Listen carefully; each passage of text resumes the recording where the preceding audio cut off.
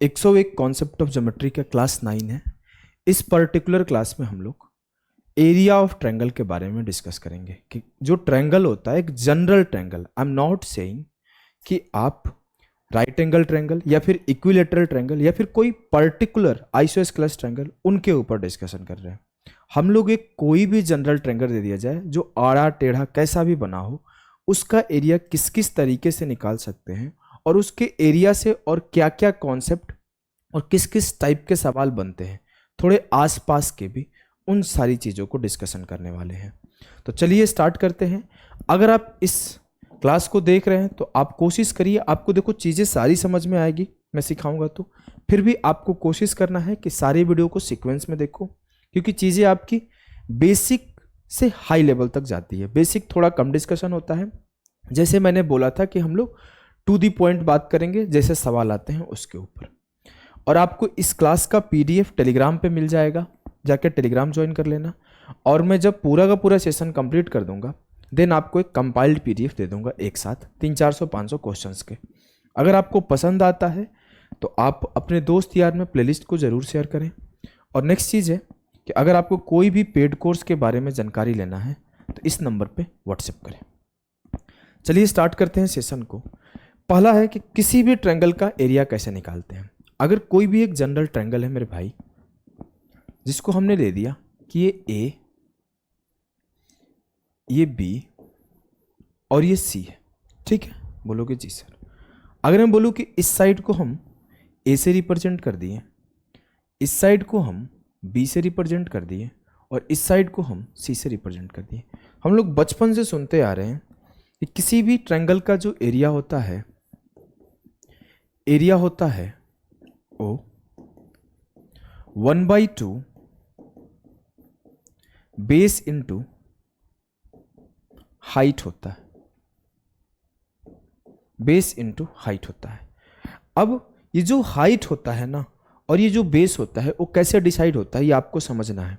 जैसे मैं बोल दूं कि इस पॉइंट ए से मैंने यहां पर एक हाइट h1 ड्रॉ किया, तो हम लोग ऐसा नहीं बोल सकते कि 1/2 बेस बी और हाइट h1, ये गलत हो जाएगा।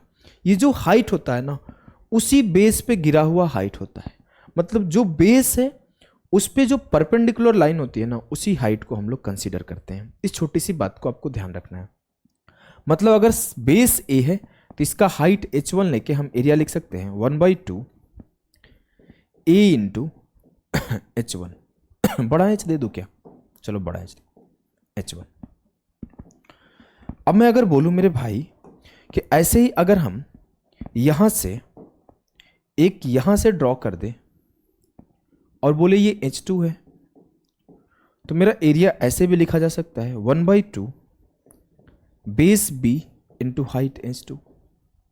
अगर मैं बोलूं कि इस c से इस पर्टिकुलर पॉइंट पर एक हाइट ड्रॉ कर दिया गया और मैं बोला कि ये मेरा हाइट जो है h3 है, एल्टीट्यूड भी बोलते हैं इसे, तो मैं एरिया ऐसे भी लिख सकता हूं 1/2 c इंटू h3। ठीक है, ठीक है। अभी इस बात को ध्यान रखो, यहां से एक और रिलेशन आएगा, उसे मैं आगे डिस्कस करूंगा। अभी हम लोग सिर्फ इस पॉइंट को डिस्कस कर रहे हैं कि किसी भी ट्रायंगल का एरिया निकालते कैसे हैं, ठीक है। और सर इससे सवाल पेपर में आते हैं क्या, कभी आए हैं? तो देखो आपके सामने सवाल कि what is the area in centimetre square correct to 1 decimal place of a triangle whose base is 21.4 and height is 15.5। एक त्रिभुज जिसका आधार जो है 21.4 है और ऊंचाई जो है 15.5 है, उसका क्षेत्रफल क्या होगा? सिंपल सी बात है, आपको बेस भी पता है, आपको हाइट भी पता है, तो एरिया बोलोगे 1/2 21.4 इंटू 15.5। आप एक चीज यहां पे समझोगे, मैं इसे सॉल्व करने से पहले 10 सेकेंड आपका लेना चाहूंगा। कभी भी आपको पेपर पास करने के लिए सिर्फ कॉन्सेप्ट का आना जरूरी नहीं है, आपको कॉन्सेप्ट आना चाहिए। आना ही नहीं, कॉन्सेप्ट तो आपको जल्दी आना चाहिए कि सवाल पढ़ते ही मुझे कॉन्सेप्ट पकड़ में आ जाए। कॉन्सेप्ट के बाद जो कॉन्सेप्ट आप सीखे वो सिर्फ बेसिक नहीं होना चाहिए, वो आपकी रैंकर्स अप्रोच होनी चाहिए, तगड़े कॉन्सेप्ट होने चाहिए, सॉल्व करने के मेथड अच्छे होने चाहिए। ये तो हो गया पहली बात। दूसरा, आपकी कैलकुलेशन बहुत तेज होनी चाहिए। अदरवाइज आपके कॉन्सेप्ट बहुत क्लियर है, बहुत अच्छे से सब कुछ आता है, कैलकुलेशन में अगर फंस गए तो आप जो सवाल कोई बच्चा 15 से 20 सेकंड में निपटा सकता था, उसे आप टाइम ज़्यादा ले लोगे, और जैसे आप टाइम ज़्यादा लोगे तो आपके अंदर ना वो नर्वसनेस होना स्टार्ट हो जाएगा, अरे यार ज़्यादा टाइम लग गया, और वहीं से एग्जाम खराब होना स्टार्ट होता है। अब ये सवाल CHSL का है, बहुत सिंपल है। यहाँ पे जो बच्चा का कॉन्सेप्ट याद होगा 1/2 आधार इंटू बेस, आधार इंटू हाइट ऊंचाई, बेस इंटू हाइट, वो करने के बाद उसका कैलकुलेशन स्ट्रांग होना चाहिए, ये मस्ट है। और आपको ये बात पता है कि यहाँ पे कोई डिजिटल सम यूज नहीं कर सकते, आपकी बेसिक कैलकुलेशन ही काम करेगी, क्योंकि ये अप्रोक्सीमेशन में आंसर पूछा है, और जहाँ पे अप्रोक्सीमेशन होता है वहाँ पे डिजिट सम यूज नहीं होता है। अगर हम लोग सॉल्व कर रहे हैं मेरे भाई, तो क्या होगा, ध्यान देना आप मेरी बातों को। हमने काटा 2 से, 2 दहा 20, 2 सत्ते 14, मल्टीप्लाई करने के देखो टेक्निक होते हैं। अब आपका जैसे टेक्निक वर्क कर जाए, ये आपकी प्रैक्टिस से टेक्निक बहुत ज़्यादा बिल्ट होता है, जितना प्रैक्टिस करोगे उतना। जैसे हमने किया 15.5 में पहले 10 से कर लिया, ये हो गया 155, और फिर इसमें हम लोग 0.7 से कर रहे हैं, 7 5 35, और 15 7 105 और 3 108।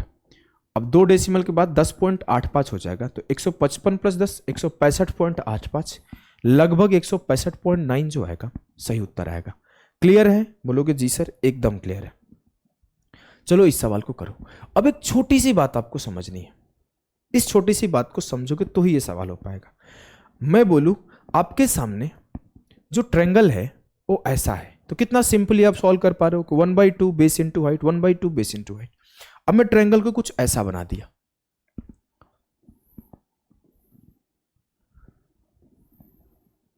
अब मैं बोलूं कि इस पॉइंट से मैं ले जाऊंगा तो हाइट इस पे आ जाएगा, इस पॉइंट पे ले आऊंगा तो ये हाइट जरूरी नहीं कि इस पे आए, ये हाइट हो सकता है कहीं और आए।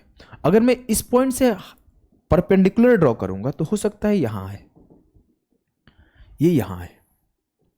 तो मेरा जो परपेंडिकुलर हुआ ये हुआ, और जो मेरा बेस हुआ वो ये हुआ। तो अगर मैं आपसे बोलूं कि इस ट्रायंगल के एरिया बताओ, कौन से ट्रायंगल का, ट्रायंगल ABC का, तो इसका जो बेस है वो BC है, और जो ये हाइट है ये मान लेते हैं AD है, AD। तो इसका एरिया होगा 1/2 AD इंटू BC। प्रॉब्लम जानते हो क्या होता है?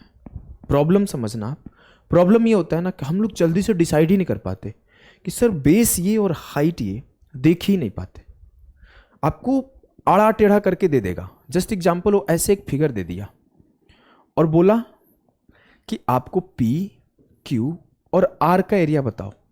ध्यान देना मेरी बातों पे, P, Q और R का एरिया बताओ, और बोलेगा कि जो एक ट्रायंगल है PAR, उसका AR का लेंथ है X और PQ का लेंथ है Y। अब आपको PQ का लेंथ दे दिया, AR का लेंथ दे दिया, और पूछ दिया PQR का एरिया बताओ। आप ये देख ही नहीं पाओगे कि जो PQR है उसका बेस PQ है और हाइट जो है AR है। अब जो बच्चा देख लेगा वो कर लेगा, जो नहीं देख पाएगा उसे दिक्कत होगी। हमें मतलब किससे है? बेस और हाइट से। और जरूरी नहीं कि हाइट हर बार ट्रायंगल के अंदर ही हो, वो ट्रायंगल के बाहर भी जा सकता है। इस छोटी सी बात को आपको समझना है, इस छोटी सी बात को आपको समझना है कि अगर ऐसे ट्रायंगल फॉर्म कर दिया गया तो इसका हाइट यहां पे आ रहा है, इस चीज को आपको समझना है। ऐसे ट्रायंगल फॉर्म कर दिया गया तो इसका हाइट आपको यहां पे आ रहा है। क्या आपको चीजें क्लियर है? बोलोगे एकदम सर, हमें कोई समस्या की बात नहीं है। अगर ये समस्या की बात नहीं है तो इस सवाल को आप देखना, इस सवाल को पढ़ना। बोला है कि area of triangle ABD, ABD और एरिया ऑफ ट्रायंगल CEF का अनुपात बताना है, CEF।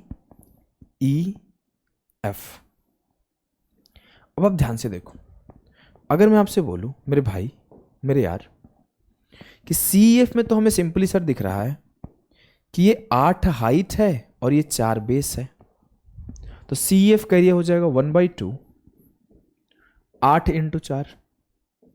लेकिन प्रॉब्लम कहां पे होगी? मुझे इस ट्रायंगल के एरिया निकालने में, क्योंकि इस ट्रायंगल के एरिया में मुझे AD बेस तो दिखेगा लेकिन इसका हाइट मुझे देखने में दिक्कत होगी। इसका हाइट ये है BF। हाइट अगर BF है तो हाइट क्या है 5 और बेस क्या है 6। तो मुझे अगर कोई पूछे कि ABD का एरिया क्या होगा तो मैं बोलूंगा 1/2 base 6 into height 5, 1/2 base 6 into height 5। क्या आपको कोई दिक्कत हो रही है? हमें नहीं लगता कि कोई दिक्कत हो रही है, बहुत ही आसान सी चीज़ है और बहुत इजीली आप कर पाओगे। 1/2 से 1/2 खत्म, 6 5 30, 8 चौके 32, 30 को काटा 15 दूना 30, 32 को काटा 16 दूना 32, 15:16 जो होगा वो सही आंसर होगा। बेहतरीन सवाल है। मैं बोल रहा हूं ना कि मैक्सिमम बच्चे नहीं कर पाएंगे इस सवाल को, जब पेपर में आएगा। मैं इस सवाल को थोड़ा सा कन्वर्ट करके दिखाऊं, थोड़ा सा देखो दिखा रहा हूं। मैं अगर ये दे देता कि डी का लेंथ यहां पर ना, इस पार्ट को मिटा के, और मैं डी का लेंथ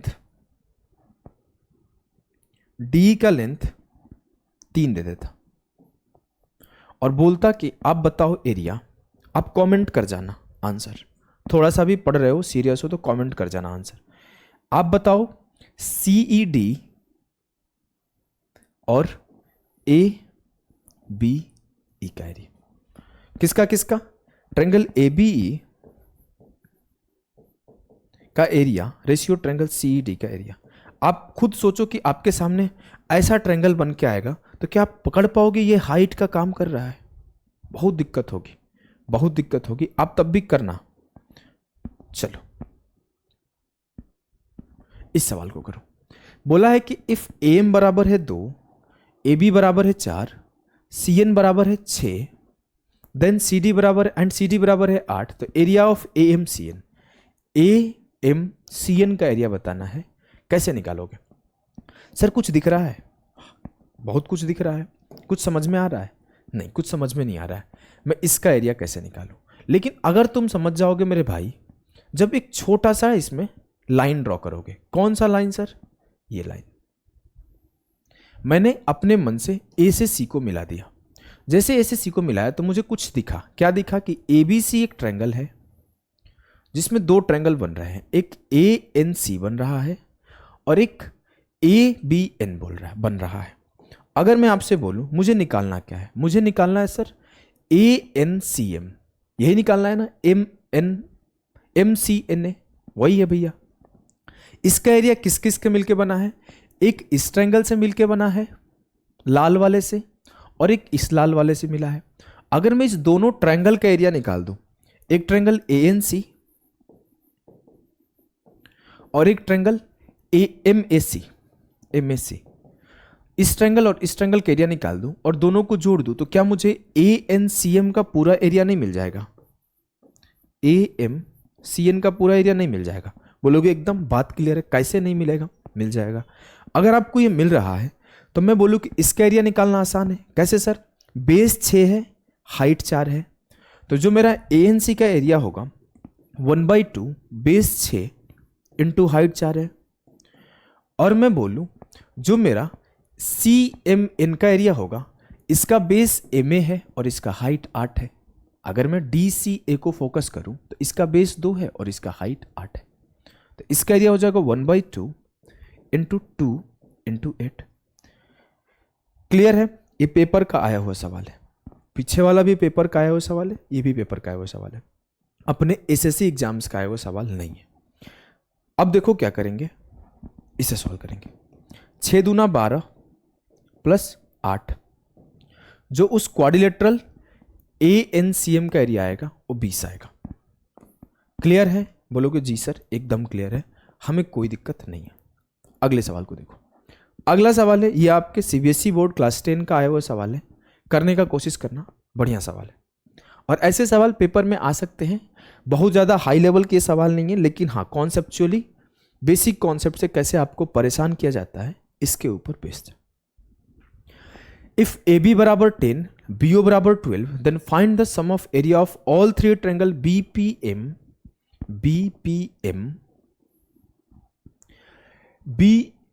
MQN और NDO। सर हमें किसी भी ट्रायंगल के एरिया निकालने के लिए क्या चाहिए?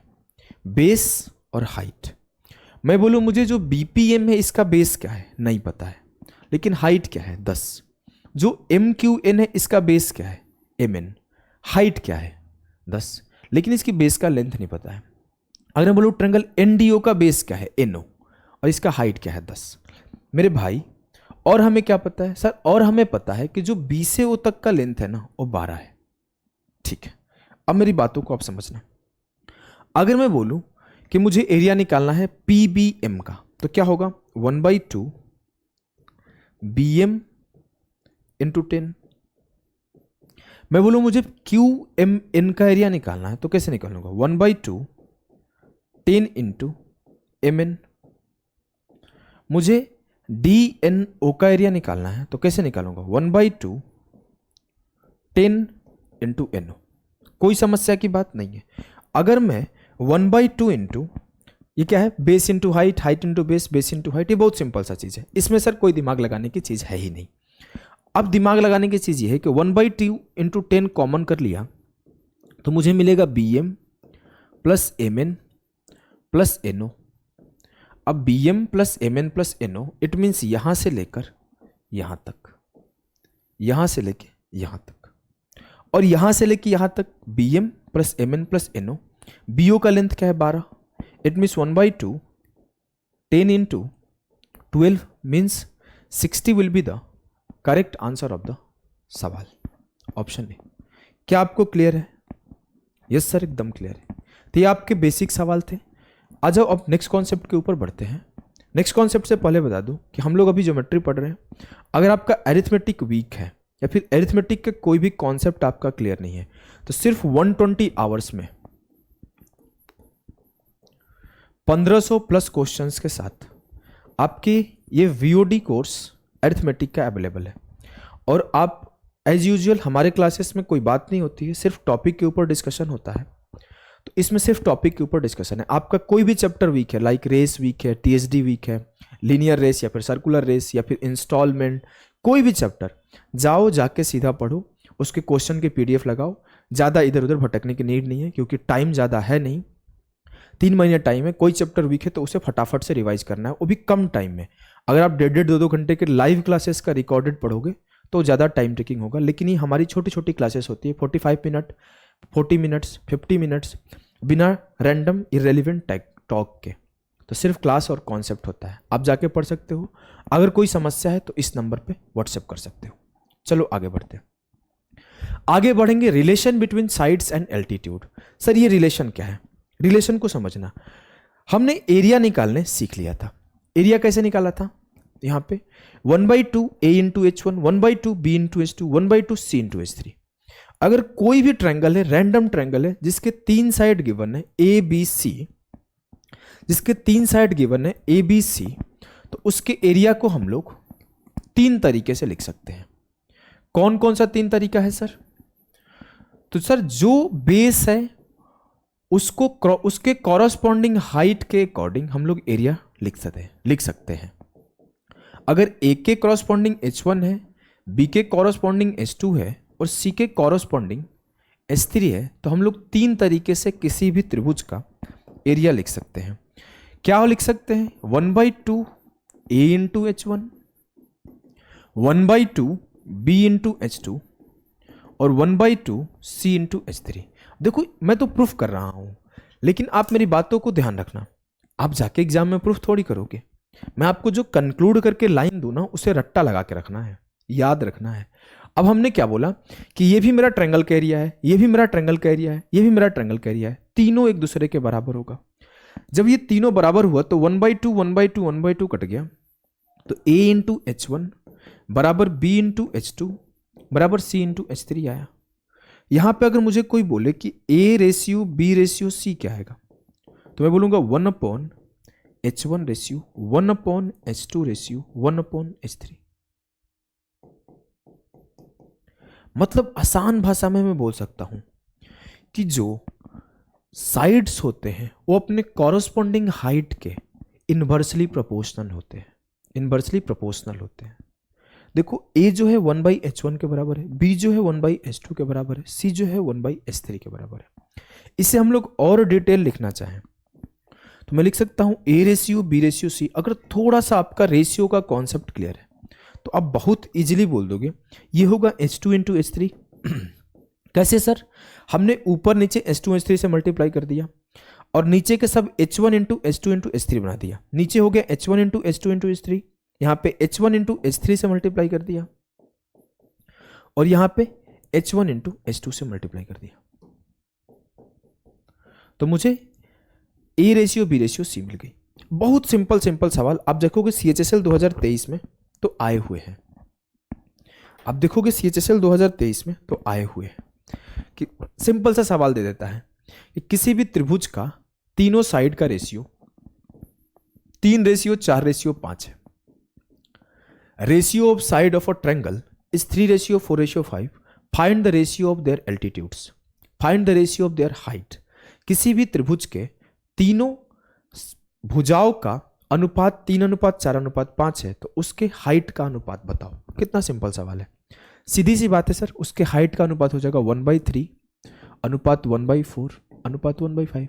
अगर तेज बच्चा होगा तो थोड़ा और तेज लिखेगा, थोड़ा और तेज लिखेगा। ये बोलेगा सर आपको हमने रेशियो का कॉन्सेप्ट पढ़ रखा है, 3 4 5 को रिवर्स करूंगा। रेशियो का कॉन्सेप्ट मैं नहीं सिखा रहा हूं, चलो मैं सिखा देता हूं, आ जाओ। अगर मैं बोलूं x ratio y ratio z है, अगर इसका रिवर्स करना है तो यहां पे जो आएगा इस दोनों का प्रोडक्ट आएगा y इंटू जेड, यहां पे जो आएगा इस दोनों का प्रोडक्ट आएगा x इंटू जेड, और जो यहां पे आएगा वो x ratio x into y का प्रोडक्ट आएगा। अगर मुझे x अनुपात y अनुपात z का इनवर्स लिखना है तो जो x के जगह पे आएगा वो इस दोनों का प्रोडक्ट, जो y के जगह पे आएगा वो इस दोनों का प्रोडक्ट, और जो z के जगह पे आएगा वो x इंटू वाई का प्रोडक्ट आएगा। क्लियर है? क्लियर है। मतलब हम लोग अगर ये मेरे साइड्स के रेशियो हैं a ratio b ratio c, तो मुझे जो हाइट्स के रेशियो होंगे वो 5 इंटू 4 20 यहाँ पे आएगा, 3 इंटू 5 15 यहाँ पे आएगा, और 3 इंटू 4 12 यहाँ पे आएगा। इस चीज को भी अगर आप सॉल्व करोगे 3 4 5 के एलसीएम से मल्टीप्लाई करके तो यही आएगा। बहुत सिंपल सा बात होता है। अब बहुत सिंपल सा सवाल है, आपके सामने कभी भी ये सवाल पूछा जा सकता है कि आपके साइड्स के रेशियो गिवन है, हाइट के रेशियो बताओ, हाइट के रेशियो गिवन है, साइड के रेशियो बताओ। क्या ये डिफिकल्ट सवाल है? बिल्कुल नहीं। एक सवाल मैं लेकर आया हूं CHSL का, ये पुराना सवाल है लेकिन जो मैं कराया था वो लेटेस्ट सवाल कराया था। देखो, two sides of a triangle are 12.8 metre and 9.6 metre if the height of the triangle is 12 metre corresponding to 9.6। जो 9.6 है इसके कॉरस्पॉन्डिंग जो हाइट है वो 12 है, तो आपसे बोला गया then what is its height corresponding to 12.8 metre. जो तेज बच्चा होगा वो फिगर नहीं बनाएगा, वो जल्दी कर लेगा। जो एक नॉर्मल बच्चा होगा वो थोड़ा सोचने लगेगा। दो तरह के बच्चे होंगे। तेज बच्चा क्या करेगा, बोलेगा सर साइड्स के रेशियो क्या है, तो 32 चौके 128, 32 दिया 96। साइड्स सर 4:3 में है, तो हाइट इसका रिवर्स 3:4 में होगा। अब 3 के कॉरस्पॉन्डिंग हाइट 4 है और 4 का वैल्यू आपको 12 गिवन है, तो 4 गुणे 3 12, तो 3 गुणे 3 9। ये तेज बच्चा का तरीका होगा कि जो साइड्स का रेशियो है उसका रिवर्स हाइट का रेशियो होगा, और हाइट में 3 के कॉरस्पॉन्डिंग 4 हाइट है और 4 का वैल्यू 12 गिवन है, तो 3 का वैल्यू 9 हो जाएगा। शरीफ बच्चा कैसे करेगा?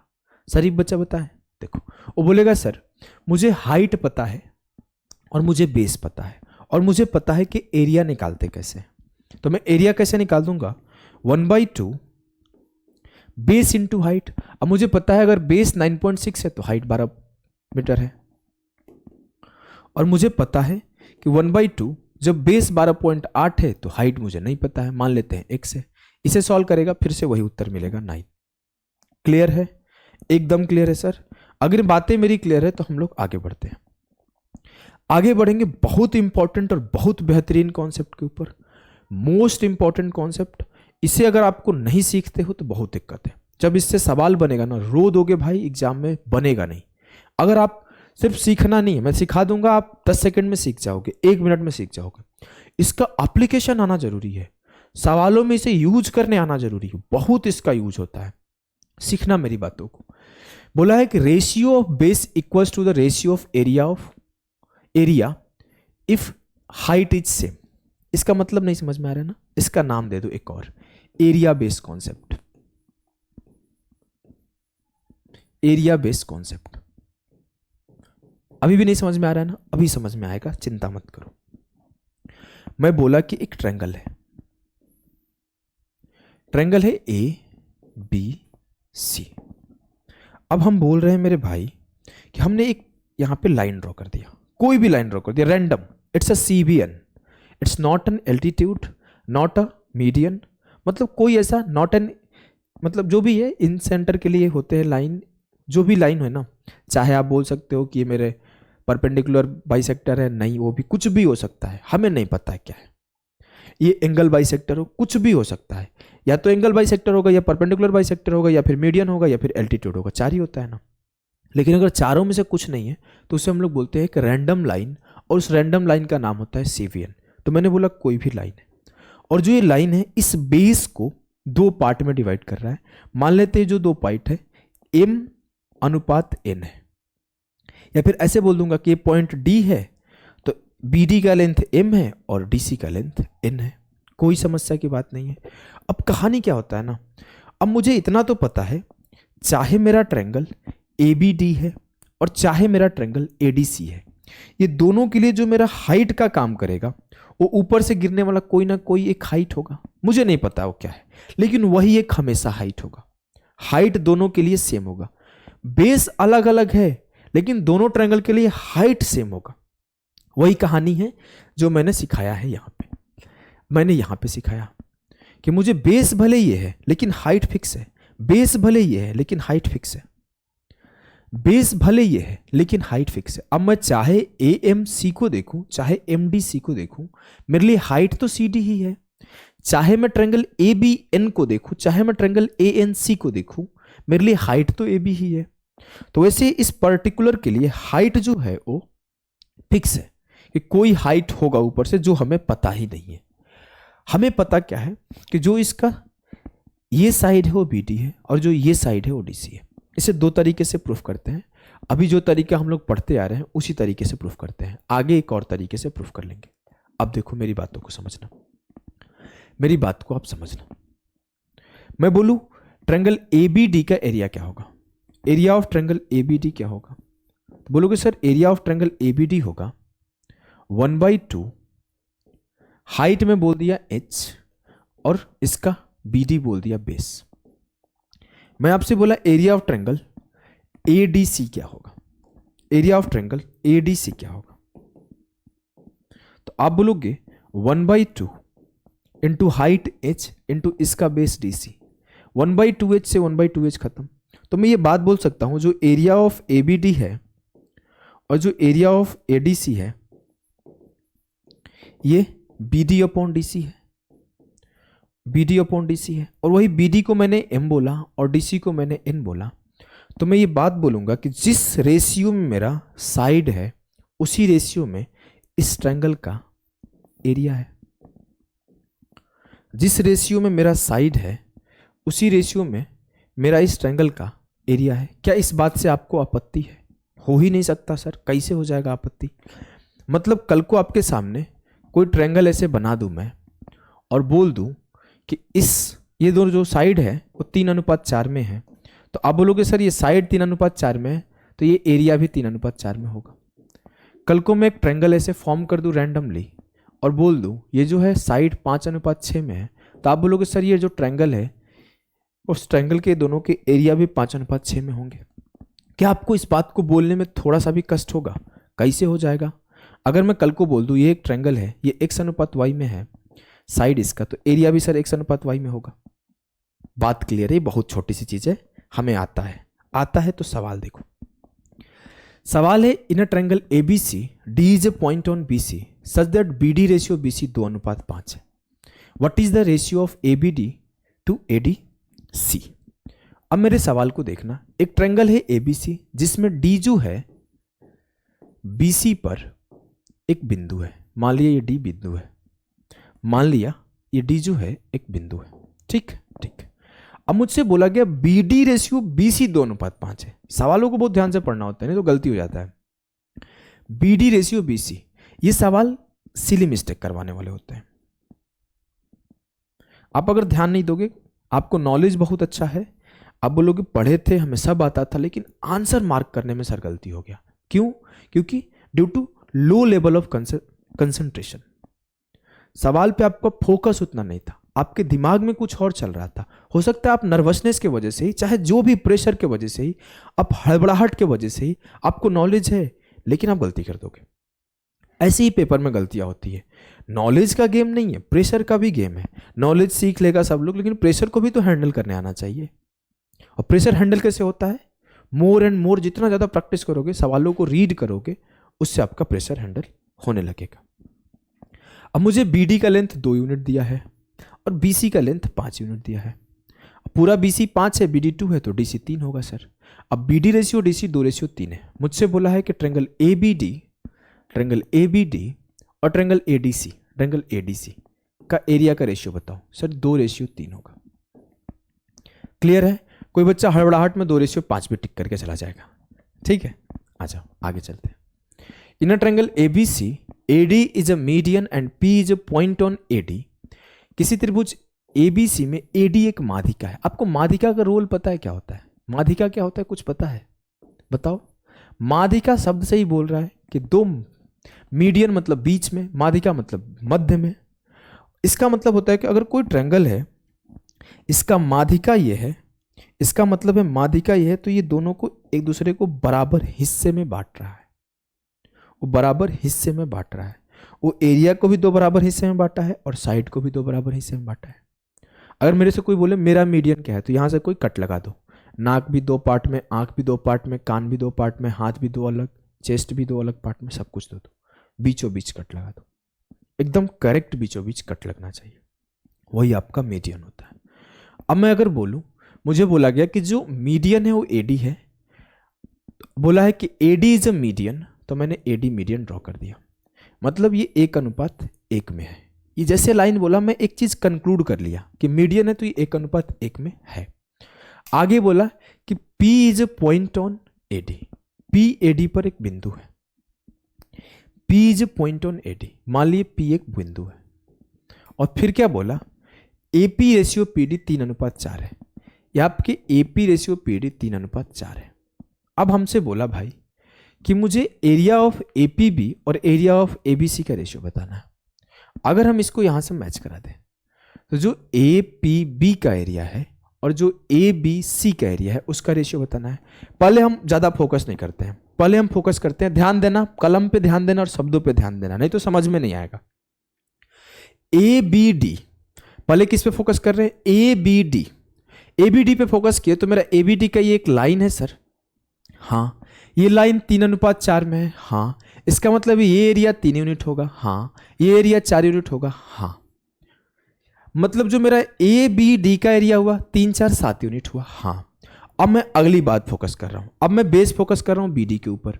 बेस पे फोकस किया BD के ऊपर, तो ये मेरे दोनों 1:1 में है। हाँ, इसका मतलब ये जितना एरिया होगा उतना ही एरिया ये होगा। हाँ, ये एरिया कितना है? 4, 3, 7, तो 1 बराबर है 7 के, तो ये 1 बराबर भी होगा 7 के।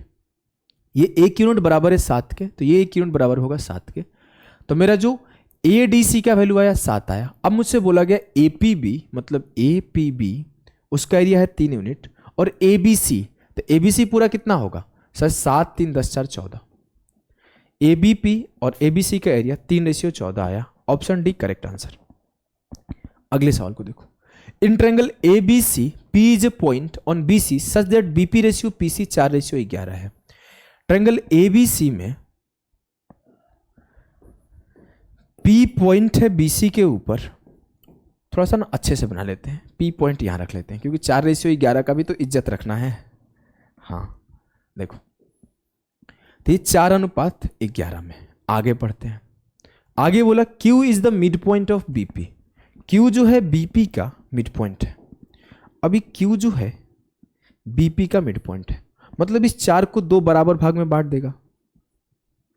इस 4 को 2 बराबर भाग में बांट देगा। ये अगर 4 है तो बोलोगे जी सर। अब मुझे ABQ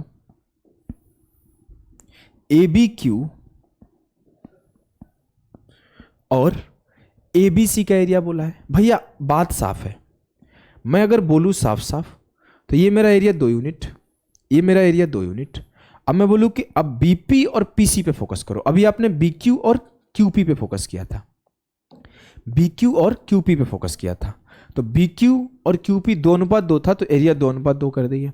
अब हम फोकस कर रहे हैं बीपी और पीसी पर। तो बीपी कितना है 4 यूनिट, तो एरिया भी 4 हो गया, 2 2 4। और पीसी कितना 11, तो 11 हो जाएगा इसका एरिया। अब मुझे बोला गया ए बी क्यू, तो ए बी क्यू का एरिया क्या है 2, और ए बी सी का एरिया क्या है 11 2 13 2 15, क्योंकि पूरे एरिया का बात हो रहा है भैया, तो 15। तो 2:15 जो होगा वो सही होगा, 2:15 जो होगा वो सही होगा। क्लियर है? क्लियर है। इस सवाल को करो। ट्रायंगल एबीसी में डीबीसी पर एक बिंदु है, जैसे कि बीडी रेशियो डीसी 3:4 है। मैंने फटाफट से बिना सोचे एक ट्रायंगल बनाया एबीसी, और हमने बोला डी एक पॉइंट है जिसपे डी जो है बीडी रेशियो डीसी 3:4 में कट कर रही है। क्लियर है? क्लियर है। बोला E is a point on AD, E एक पॉइंट है एडी पर, जो ए अनुपात ईडी है वो 2:3 है। मान लिया हमने ईडी यहां पे ले लिया, ये 2:3 है। हमसे बोला गया है कि रेशियो ईसीडी का और एईबी का बताएं। ईसीडी और एईबी हमें नहीं समझ में आ रहा है कुछ, यार बताओ। तो दिमाग ही नहीं काम कर रहा, एकदम दिमाग ही घुमा दिया सवाल। हाँ बताइए, कुछ समझाइए हमें, कुछ बोलिए, तो कुछ तो बोलो, क्या करोगे? Sir the main focus is कि अगर हम बोले कि ए ई बी और बी ई डी, सुनना ध्यान से, ए ई बी और बी ई डी का एरिया निकाले तो ये 2:3 आएगा। बोलो कि जी सर। लेकिन अगर हम बोले कि 3 यूनिट ये होना चाहिए, ये 3 यूनिट होना चाहिए क्योंकि 3 है। सर कोई ऐसा नंबर मानो ना कि 2 3 5 और 3 दोनों का मल्टीपल हो, 2 3 5 और 3 दोनों का मल्टीपल हो। हमने 3 5 15 माना। मैंने बोला कि इसका पूरा एरिया 15 है। किसका पूरा एरिया? ए बी डी का। अगर ए बी डी का 15 माना तो मुझे क्या होगा, 2 3 5, 5 बराबर 15, तो 1 बराबर 3। तो मैं बोलूंगा 2 3 6 यूनिट इसका एरिया और 3 3 9 यूनिट इसका एरिया। क्या आपको इस बात से दिक्कत है? बताओ सर ऐसा क्यों कर रहे हो कि कैलकुलेशन ना बढ़े, फ्रैक्शन ना जाए। अब मैं बोला कि अगर ये 6 यूनिट है और 9 यूनिट है, अभी भी 6 और 9 जो एरिया है वो 2:3 में ही है, 2:3 में ही है। 3 से काटो, 3 दूना 6, 3 3 9, 2:3 में ही है। हमारा कंडीशन सेटिस्फाई कर रहा है कि जिस रेशियो में बेस है उसी रेशियो में एरिया है। हमने बस नंबर थोड़े बड़े रखे हैं। अब हम बोल सकते हैं कि अगर ये 3 यूनिट बराबर है 15 के, तो 4 यूनिट बराबर होगा 20 के। तो जो मेरा एडीसी का एरिया होगा वो 20 होगा। कैसे? 3 यूनिट बराबर 15, 3 5 15, तो 4 यूनिट बराबर 4 5 20। जी सर। अगर ये 20 हुआ तो ये 2:3 क्या होगा? 2 3 5 बराबर होगा 20 के, तो 5 चौके 20, तो ये 2 चौके 8 होगा और ये 3 चौके 12 होगा, क्योंकि इसका भी तो बेस है जो 2:3 में कट रहा है। तो ये जो एरिया होगा वो भी 2:3 में होगा। तो 4 दूना 8, 4 3 12, एरिया 2:3 में है। टोटल एरिया हमने 20 कंसीडर किया तो ये 2:3 में हो गया। टोटल एरिया हमने 15 कंसीडर किया तो ये भी 2:3 में हो गया। अब हमसे कुछ भी पूछे सब बता दूंगा। हमसे पूछा है ईसीडी और एईबी का एरिया। ई सी डी 12, एईबी 6, 2:1। क्लियर है? चीजें आपको एकदम क्लियर होगी, कोई भी समस्या नहीं होगा। अगर आपसे एबीसी का एरिया पूछता तो 8 12 20 9 29 6 35 करके सॉल्व कर देते। अगर आपसे बीईडी का एरिया पूछता, सीईडी का, कुछ भी पूछेगा सब निकाल लोगे बहुत आसानी से। आगे बढ़ते हैं। आगे अगर आपको कंप्लीट मैथ पढ़ना है, arithmetic, advance, calculation, number system, simplification, LCM, HCF, recorded batch है। मेंसुरेशन चल रहा है इसमें, पता नहीं क्यों गला फंस गया यार। रिकॉर्डेड बैच है, मेंसुरेशन चल रहा है, आप इसमें इनरोल कर सकते हो। अच्छे से कंप्लीट हो जाएगा, कुछ दिनों में ये बैच कंप्लीट होने वाला है। अगर आपको ज्योमेट्री में एक एक चीज बेसिक प्रूफ के साथ पढ़ना है तो भी इनरोल कर सकते हो। ये ज्योमेट्री आपके मैंने आपको जब स्टार्ट किया था ज्योमेट्री तभी आपको समझाया था कि 2 तरीके का टीचिंग होता है, तो उसमें हम लोग सेकेंड तरीके का टीचिंग कर रहे हैं। हम लोग बेसिक पे कम फोकस और एग्जाम ओरिएंटेड ज़्यादा है, तो यहाँ पे एग्जाम ओरिएंटेड ही क्लासेस हो रही है अभी। अगर आपको बेसिक भी समझना है एकदम एकदम जीरो लेवल से, ट्रायंगल बनता कैसे है, ट्रायंगल का प्रूफ क्या है, तो आपको इसमें मिलेगा हर एक चीज़ थोड़ा ज़्यादा। और यहाँ पे हम लोग कंसाइज वे में कम टाइम में पढ़ रहे हैं, तो आप यहाँ पे पढ़ सकते हो हर चीज़। अगर आपको इसमें भी कोई भी समस्या होगी लेने में, तो डिस्क्रिप्शन में नंबर दिया गया है, आप जाके उस नंबर पे मैसेज करोगे तो बता दिया जाएगा। और एप्लीकेशन का भी लिंक दिया गया है, योद्धा एप्लीकेशन है हमारा, वहाँ से आप इनरोल कर सकते हैं। चलिए आगे बढ़ते हैं। Area of triangle using Heron's formula. Heron's formula सबको आता होगा कि किसी भी ट्रायंगल के 3 साइड दिया गया है, triangle A B C.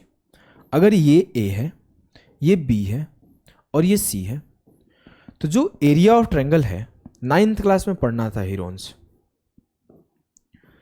Area of triangle है वो होगा S into S minus A into S minus B into S minus C. और जहां पर जो एस होता है ये सेमी पेरीमीटर होता है, मतलब अर्ध परिमाप होता है, अर्ध परिमाप होता है। और अर्ध परिमाप a plus B plus C upon 2 होता है। हमें नहीं लगता कोई ऐसा बच्चा होगा जिसे हीरोन्स फॉर्मूला नहीं आता होगा। s into S minus A into S minus B into S minus C, where s equals to a plus B plus C upon 2। चीज़ें याद है। एरिया निकालने के ये भी एक जनरल मेथड होता है। उस जनरल मेथड पे पेपर में भर भर के सवाल आते हैं। हमने 3 सवाल आपके लिए ले आए हैं, क्योंकि आप देखोगे तो 5 6 7 एरिया बताओ, 3 4 5 एरिया बताओ, 8 10 11 एरिया बताओ, कुछ भी साइड देके एरिया पूछ लेगा। से ये एक सवाल है कि if 3 sides of a triangle are 11 12 13 then what is the area of the given triangle. यदि किसी त्रिभुज की 3 भुजाएं 11 12 13 है, तो दिए गए त्रिभुज का क्षेत्रफल क्या होगा। मैटर ये नहीं करता कि आपको हीरोन्स आता है, मैटर ये करता है कि आप अप्लाई कितना तेज करते हो, चीज़ों को कितना तेज सॉल्व करते हो। बिल्कुल मैटर नहीं करता मेरे नज़र में कि आपको आता है, मैटर ये करता है कि सॉल्यूशन करने में आप कितना कम टाइम लेते हो। हमसे कोई बोला 11 12 13 है, तो देखो सवाल सॉल्व कैसे होता है। मेरी बातों को बहुत ध्यान से समझना। आपका टेस्ट नहीं ले रहा हूँ कि आप सॉल्व कर रहे हो, आपको सिखाना चाहता हूँ, सीखना। मैं बोला मेरा क्या होगा, 11 प्लस 12 23 प्लस 13 36/2, एस का वैल्यू 18 हो गया। वर्बली कर लिया, एस का वैल्यू 18 हुआ तो मैं बोलूँगा S into S minus A into S minus B, 18 से 12 गया 6, इंटू एस माइनस से 18 से 13 गया 5, खत्म हो गया। इतना ही आपको करना है, इससे ज़्यादा नहीं। फिर से एक बार समझा रहा हूँ, समझना। एस का वैल्यू क्या होगा, 11 plus 12 plus 13 36/2 18, 18 into 18 minus 11, 18 minus 12 18 minus 13। जब हमने कॉमन किया तो 6 इंटू 6 का पेयर बना, तो 6 बाहर निकल गया और 7 दिया 21 5 105। 6√105 जो आएगा वो सही आएगा इस सवाल का आंसर। क्लियर है? बोलोगे जी सर एकदम क्लियर है। इस सवाल को करो, what is the area of triangle which sides measure 5 6 7। कैसे करोगे, 5 7 12 6 18, 18/2 9 हो गया। तो 9 जो हुआ इसका वैल्यू हुआ तो 9 into 9 minus 5 into 9 minus 6 into 9 minus 7। तो 9 चौके का 36 का 6 और बाहर निकला 6। 6√6 आंसर आएगा, लेकिन एग्जामिनर कमीना निकला, उसने ऑप्शन इस तरीके से दिए। अब √6 का वैल्यू, कुछ लोग इसमें दिमाग लगाने लगे, क्या हो सकता है, ऐसे निकाल देते, वैसे ट्रिक लगा देते। कुछ नहीं लगाना। अगर आपको 6 का वैल्यू नहीं 600 का कोई वैल्यू पूछता तो क्या बोलते, सर ये जो 600 है ना 24 का स्क्वायर और 25 के स्क्वायर के बीच में है, मतलब जो 6 होगा वो 2.4 और 2.5 के बीच में होगा, लगभग 2.45 2.46 2.47 2.42 कुछ भी होगा, 2.4 से ज्यादा होगा, 2.5 से कम होगा। 24 छक्के 144, उत्तर 14.4 के आसपास होगा। 14.4 एक ही ऑप्शन है। आपको नॉलेज कितना है और उस नॉलेज को आप यूज कैसे करते हो बहुत मैटर करता है। आप बहुत ज्ञानी हो, आपको बहुत अच्छा अच्छा ट्रिक पता है √6 का, और हमें कोई ट्रिक नहीं पता है, फिर भी हम सवाल सॉल्व कर लिए। और किसी को ट्रिक ही देख रहा है दिन रात कि हमने रूट का ट्रिक देख लिया, इसका ट्रिक देख लिया, उसका ट्रिक देख लिया। आपको खुद डिसाइड करना है कि आप अप्लाई करने लायक ट्रिक पढ़ रहे हो कि नहीं पढ़ रहे हो। क्या ऐसा ट्रिक पढ़ रहे हो कि उसका यूज ही नहीं है, तो भाई मत पढ़ो, सीधी सी बात है, सीधी सी बात है। अगर मैं इसको 60,000 कर देता तो और क्लोजेस्ट आंसर निकाल लेता। ऐसे मुझे पता चल गया था 2.45 के आसपास आएगा, क्योंकि 24 का स्क्वायर 584, 25 का स्क्वायर 625। अब 584 और 625 के बीच का है, मतलब 2.4 और 2.5 के बीच का होगा, लगभग यही आएगा। हमने अप्रॉक्स किया, आंसर आ गया। ऑप्शंस काफी दूर थे।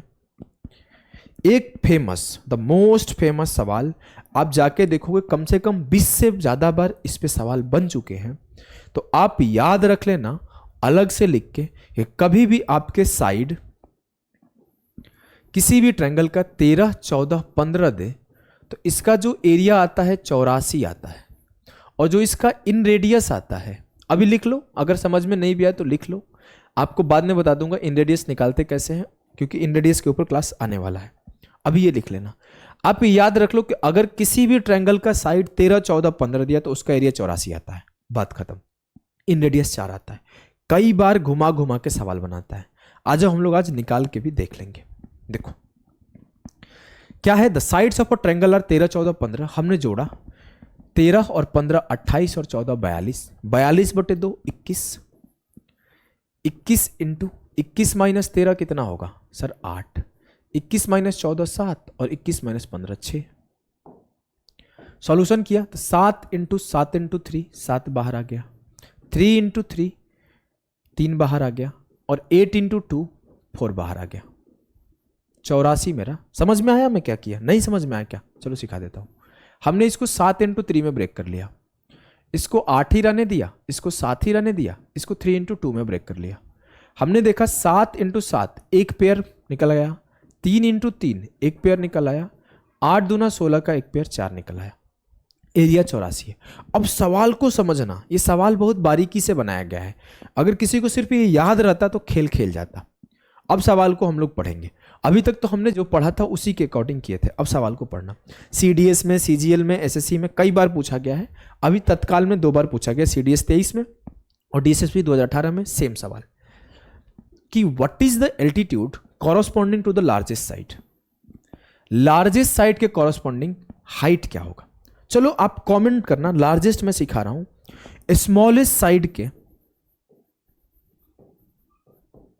कॉरस्पॉन्डिंग हाइट क्या होगा। ऐसे भी पूछा जा सकता है कि इसका मैक्सिमम हाइट क्या होगा, इसका मिनिमम हाइट क्या होगा। अब आपको इस चीज अंडरस्टैंड करना है कि लार्जेस्ट साइड के कॉरस्पॉन्डिंग हमेशा मिनिमम हाइट होगा और स्मॉलेस्ट साइड के कॉरस्पॉन्डिंग हमेशा मैक्सिमम हाइट होगा। कल को भाषा चेंज कर दिया कि find the minimum length of altitude, तो आप बोलोगे मिनिमम लेंथ ऑफ एल्टीट्यूड बोला है तो लार्जेस्ट साइड का कॉरस्पॉन्डिंग हाइट पूछा है। अगर वो बोल दे कि find the maximum length of altitude तो आप बोलोगे ओ स्मॉलेस्ट साइड के कॉरस्पॉन्डिंग का हाइट पूछा। शब्द को बहुत ध्यान से समझना होता है। अब मुझे पता है कि कोई ट्रायंगल है 13, 14, 15, मुझसे बोला है कि 15 के कॉरस्पॉन्डिंग हाइट का वैल्यू क्या होगा। मैं बोला कि एरिया कैसे निकाल सकते हैं। एरिया निकाल सकते हैं 1/2 15 इंटू H1, और ये एरिया इस ट्रायंगल का किसके बराबर आएगा? बोलोगे सर 84 के। तो ये एरिया किसके बराबर आएगा? 84 के। तो 1/2 15 इंटू H1 बराबर 84। 3 से काटा 3 बचे 15, 28 थी 84। H1 की वैल्यू आ जाएगी, ये 2 इधर जाएगा, 28 दूना 56/5। 5 से काटा 11 5 55, 5 दूना 10, 11.2 सेंटीमीटर स्क्वायर जो आएगा वो सही हाइट आएगा। क्लियर है? बोलोगे एकदम क्लियर है सर, हमें कोई दिक्कत नहीं है। आगे बढ़ते हैं। आगे हम लोग पढ़ेंगे बहुत इंपॉर्टेंट, बहुत बेहतरीन area of triangle using angle. Area of triangle using angle. Sir इसमें क्या है ऐसा खास? बहुत खास है, आप समझना मेरी बात को। मैं अगर आपसे बोलूं ये मेरा एक ट्रायंगल है ए बी सी, और मैं बोलूं ये मेरा साइड है x, ये मेरा साइड है y और ये मेरा साइड है z। मैंने ए बी सी नहीं लिया, एक्स वाई जेड लिया है। ध्यान से देखना। अगर मैं आपसे बोलूं ये मेरा एंगल है अल्फा, ये मेरा एंगल है बीटा और ये मेरा एंगल है गामा, तो मैं किसी भी ट्रायंगल के एरिया इस तरीके से भी निकाल सकता हूं, इस तरीके से भी निकाल सकता हूं कि जो triangle area of triangle ABC आएगा ओ आपका आएगा 1/2 sides, product of side into sine alpha, मतलब x into Y into this angle. अगर दो साइड गिवन हो और एंगल गिवन हो तो आप समझ लेना कि आपसे बोला गया है कि ये कॉन्सेप्ट लगा के एरिया बताओ। अगर आपसे सिंपली ऐसे बोल दिया, आया हुआ है सवाल, चाहे आप सर्कल में जाओगे चाहे आप कहीं जाओगे तो बहुत बार यूज पड़ता है, वो सीधा बोल देता है कि ये मेरा मान लेते हैं 12 है, ये भी मेरा 12 है। सर्कल में खास करके देता है क्योंकि सर्कल में रेडियस बराबर होता है और उसका एंगल भी बहुत इजीली फाइंड आउट होता है, तो सर्कल में हमेशा इसका यूज होगा 1/2 x into Y into sine theta हर बार। और बोल दिया कि ये जो मेरा एंगल है वो 30 डिग्री है, इसका एरिया बताओ। तो आप कोसाइन रूल लगाओ, ये रूल लगाओ, उससे बेहतर है एरिया निकालने का फॉर्मूला 1/2 12 इंटू 12 इंटू साइन 30। अब साइन 30 का वैल्यू 1/2 होता है, तो 1/2 12 इंटू 12 इंटू 1/2, तो 4 से काटा 3 बार, 12 तिया 36 मेरा एरिया हो जाएगा। 12 तिया 36 मेरा एरिया हो जाएगा। तो जरूरी नहीं कि सिर्फ इसी एंगल से, आपको कोई भी दो साइड गिवन हो और उसके बीच वाला एंगल गिवन हो, कोई भी दो साइड गिवन हो। अब ये दो साइड गिवन है और इसके बीच का एंगल गिवन है, तो भी मैं एरिया लिख सकता हूं 1/2 x into Z into sine beta. मैं ये भी लिख सकता हूं 1/2 y into Z into sine gamma.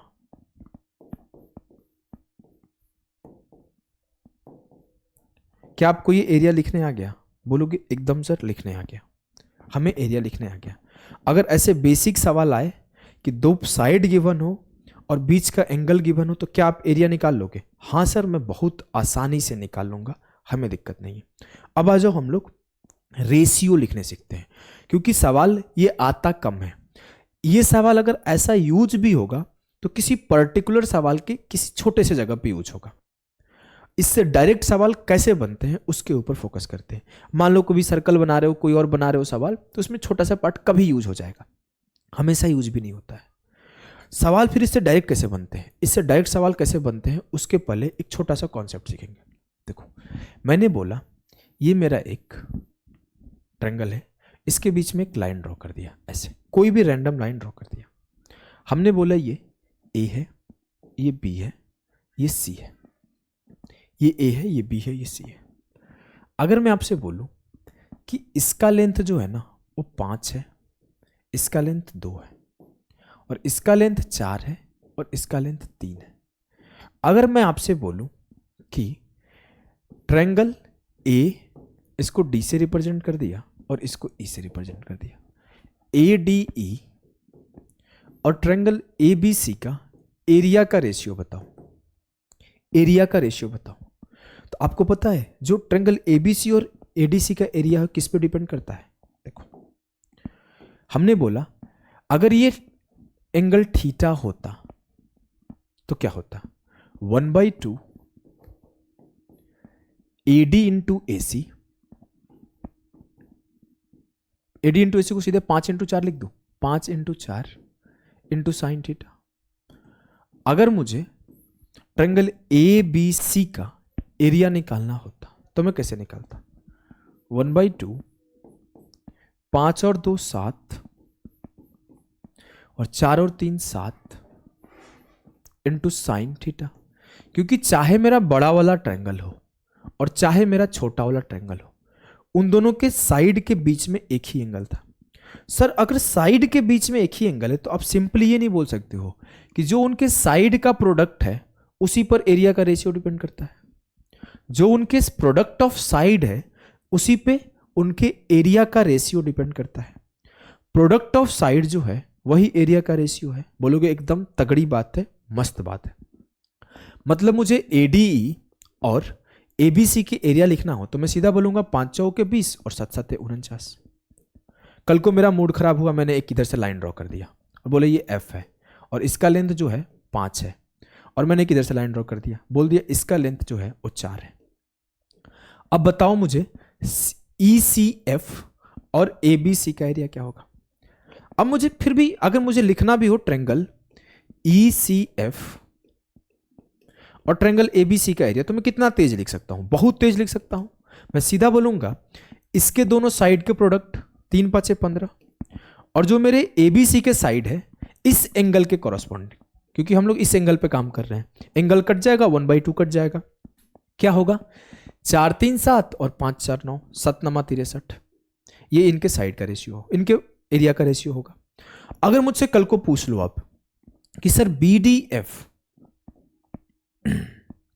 Triangle BDF और ट्रायंगल बीएसी मतलब ट्रायंगल एबीसी का एरिया का अनुपात बताओ, बहुत सिंपल करूंगा, मुझे इस एंगल के कॉरस्पॉन्डिंग चाहिए, इस एंगल के कॉरस्पॉन्डिंग।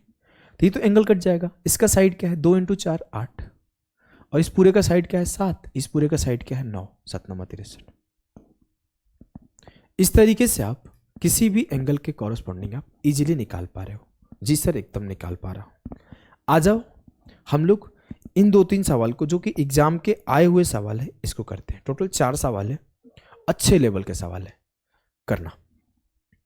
दिख रहा है ना? हाँ काफी दिख रहा है।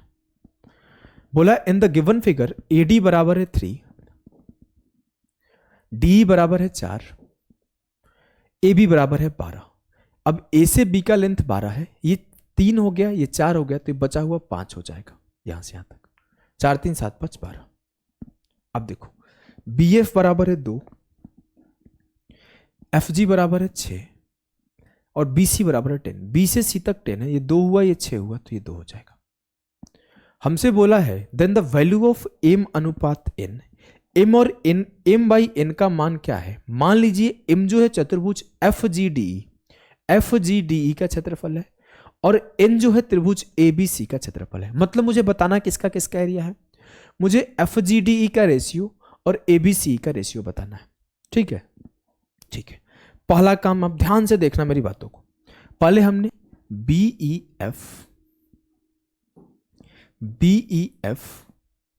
और ABC का एरिया लिखा। BEF का एरिया क्या होगा? 5 दूना 10, और ABC का एरिया क्या होगा? 5 4 9 3 12 और 2 6 8 2 10, 12 10 120।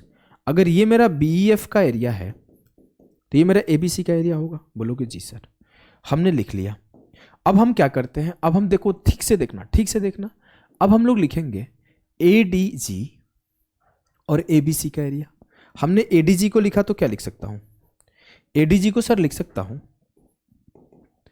5 4 9 और 6 2 8, 9 8 72 अपॉन 12 × 10 120। अब हमने बोला कि मेरा BEF का एरिया 10 है और BDG का एरिया 72 है। BDG का एरिया 72 है। अगर उस 72 से इस 10 को हटा लूं, उस 72 से इस 10 को हटा लूं, तो जो बचा हुआ पार्ट होगा वो ये होगा। तो इसका एरिया क्या होगा? 72 से 10 क्या? 62। और मुझे पूरे का तो एरिया 120 पता है। अगर मैं 120 से 72 हटा लूं तो कितना आ जाएगा? 48। तो 48 किसका पार्ट आएगा? ADG इसी। अब मुझसे जो पूछा जाए सबका रेशियो निकाल सकता हूं। मुझसे अगर इसका रेशियो पूछता, इसका रेशियो पूछता, इसका रेशियो पूछता, सब निकाल लेता। मुझसे पूछा क्या है? मुझसे पूछा है इसका और पूरे का क्या है? 120। 62/120 मतलब 31/60। Option A, option A will be the सही उत्तर। क्लियर है? बोलोगे एकदम क्लियर है। चलो इस सवाल को करो, पॉज करके करो। देखो, रिकॉर्डेड क्लास का मतलब होता है खुद का बुद्धि लगाना। अगर खुद का बुद्धि नहीं लगा रहे हो तो फिर आपको नहीं होगा कुछ। दिमाग लगाओ। फिल्म नहीं चल रहा है कि आप बैठे बैठे देख रहे हो। वैसे भी मैं जोक कुक मारता नहीं हूं। पढ़ने वाला लोग ही पढ़ेगा, नहीं पढ़ने वाला तो 5 साल 8 साल तैयारी करेगा ही। तो मेहनत से करो, सवालों को ट्राई करो। एक बार कॉन्सेप्ट सिखाया जा रहा है तो क्वेश्चन आपको ट्राई करना पड़ेगा। नहीं कर रहे हो तो आपकी बेनिफिट नहीं है, आपको लॉस है। ट्रायंगल PQR में STU पॉइंट है PQ QR PR पर। मैंने ये ट्रायंगल PQR बना दिया। ठीक ठीक ठीक। अब देखना मेरी बातों को। अब हमसे बोला है कि जो STU पॉइंट्स हैं वो PQ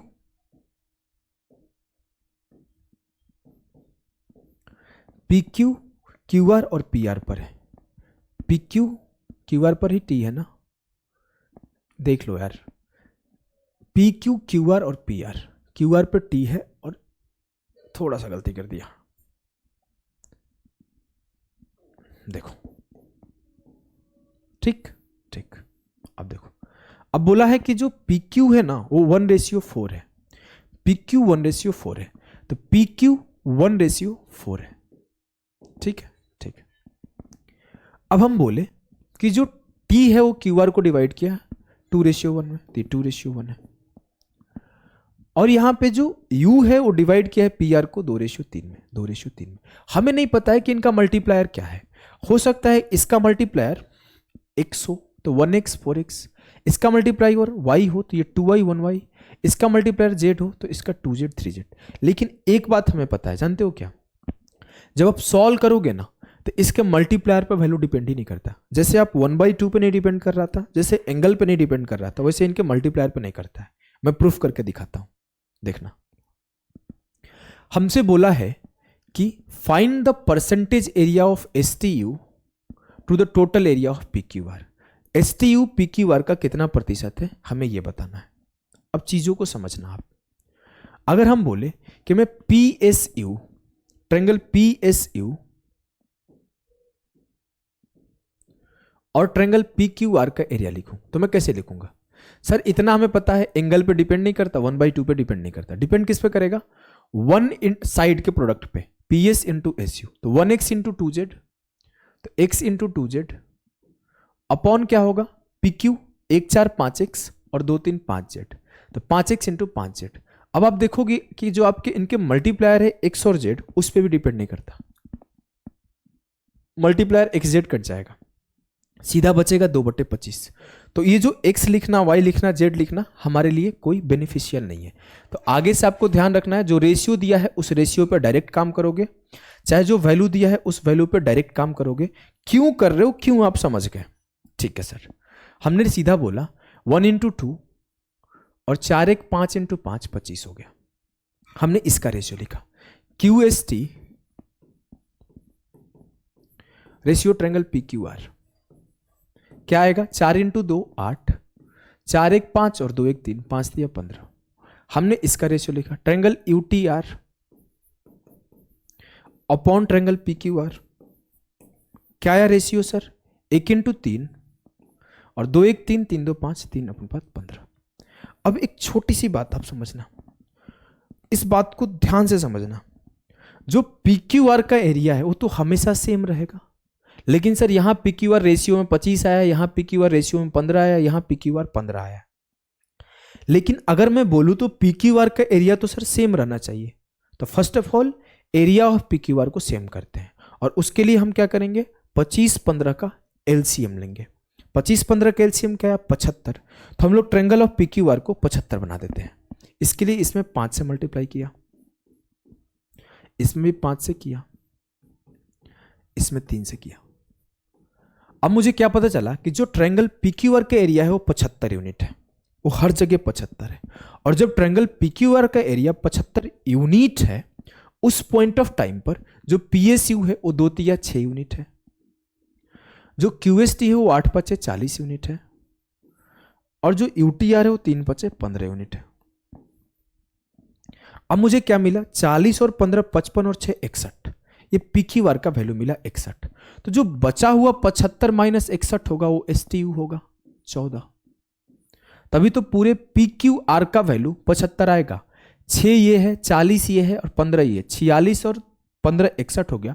61 में जैसे 14 जोड़ूंगा पूरा PQR का 75 मिल जाएगा। मुझसे बोला कि ये 14 75 का कितना परसेंट है?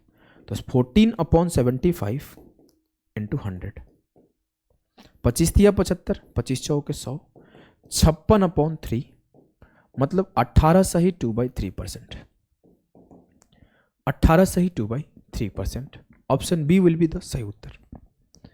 क्लियर है? जब ऐसे सवाल आते हैं मेंस में, खास करके मेंस में आते हैं, तो मैक्सिमम लोगों की हवा बत्ती गुल हो जाती है, फिर वो रोध होके आते हैं पेपर में, और आए भी है। देखो ये सवाल भी मेंस का है और ये सवाल भी मेंस का है, दोनों सवाल मेंस के। आ जाओ करते हैं। सवाल है, in the given figure PQR is a triangle and quadrilateral ABCD is inscribed in it.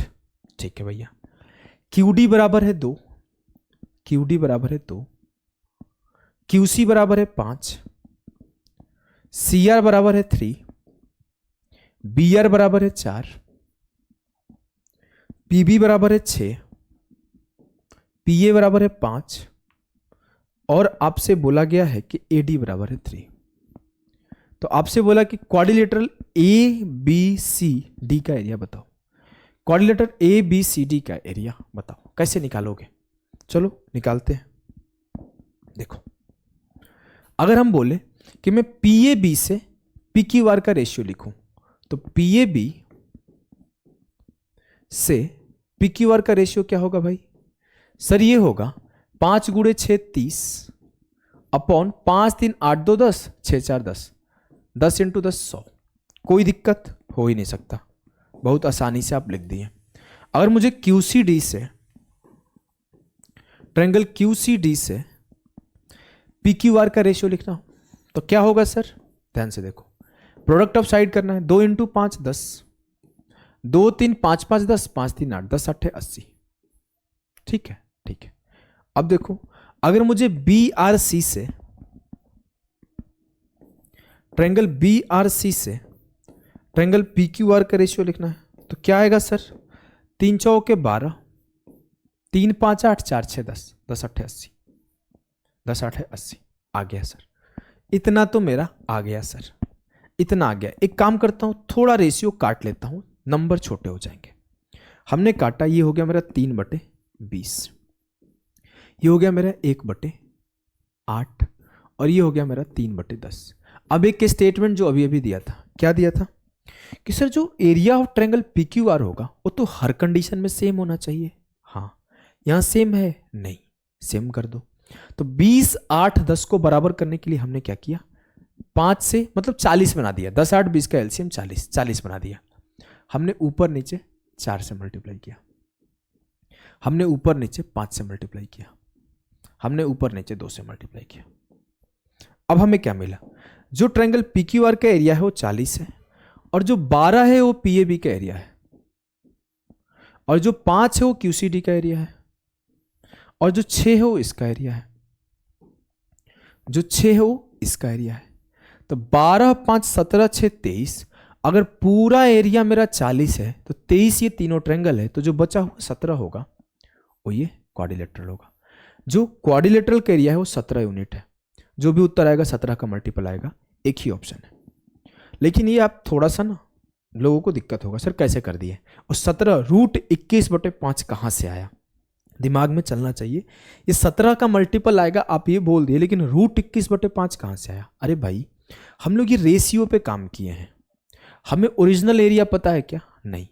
अगर इस ट्रायंगल का ओरिजिनल एरिया निकालना हो तो कैसे निकालेंगे? हीरोन्स लगा के। मुझे पता है ये साइड 8 है, ये साइड 10 है, ये साइड आपका 10 है। आप चाहो तो आइसोसेलेस का भी केस लगा दो, लेकिन मैं आपको आइसोसेलेस अभी नहीं सिखाया हूं तो छोड़ देते हैं। हमने हीरोन्स लगा दिया। 10 10 20 8 28, 28/2 14, 14 - 8 6, 14 - 10 4 और 14 - 10 4। 4 4 का बाहर 4 आ गया और इससे बाहर आ गया 4, तो ये बच गया 21, ये बच गया 21। मुझे क्या मिला? 16√21। अगर मुझसे कोई पूछे इस ट्रायंगल का ओरिजिनल एरिया क्या है तो 16√21 है, लेकिन हमने कितना यूनिट माना है? हमने 40 यूनिट माना है। तो 40 यूनिट की वैल्यू क्या है? 16√21। मुझे कितने यूनिट की वैल्यू निकालनी है? 17 यूनिट की। तो मुझे 40 यूनिट की वैल्यू 16√21 आया है, तो मेरे 17 यूनिट का वैल्यू आएगा 16√21/40 × 17। सॉल्व करो, आंसर आपको मिल जाएगा, आंसर आपको मिल जाएगा। अच्छा, कहीं गलती किया हूं क्या? कहीं गलती लग रहा है, हो गया यार। 16 5 से 80, 80 आना चाहिए था, 80 आना चाहिए था, कटना तो चाहिए ना। अच्छा, आप अगर मेरे से ना कहीं मिस्टेक हुआ होगा तो माफ करना, देख लेते हैं। 5 3 8 2 10, ये 10 हो गया, 4 बाहर हो जाएगा, 14 6 84। अच्छा, 8√21 आएगा, यहां पे गलती हुआ है, 8√21 आएगा। अभी कर देते हैं ना सही। ये 2√21 हो गया।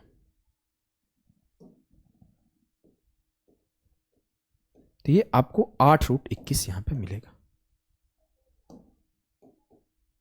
तो यहां पे 16 के जगह पे 8 रख लो, और कुछ मत करो, 16 के जगह पे 8 रख लो, आपका उत्तर आ जाएगा। थोड़ा सा मिस्टेक हो गया था, ये 8√21 काटोगे 8×5 = 40, 17√21/5 आ जाएगा। क्लियर है? क्लियर है। आ जाओ इसे करो। ये आपका बहुत बेहतरीन सवाल है, इसे सॉल्व करना थोड़ा कठिन हो सकता है आपके लिए। चलो छोटा ही रहने देते हैं, दिख रहा होगा। आखिरी सवाल है सेशन का। In the given figure in a triangle STU, ST बराबर है 8, ST बराबर 8, TU बराबर है 9, TU बराबर है 9, SU बराबर है 12, SU बराबर हो गया 12, QU बराबर है 24, Q से U तक 24 है, तो Q से S तक 12 रहा होगा, S से R तक 32 है, S से R तक 32 है, तो T से R तक 24 रहा होगा, और P से T तक 27 है। अगर P से T तक 27 है तो P से U तक 18 रहा होगा। ठीक है, ठीक है। अब समझना मेरी बातों को।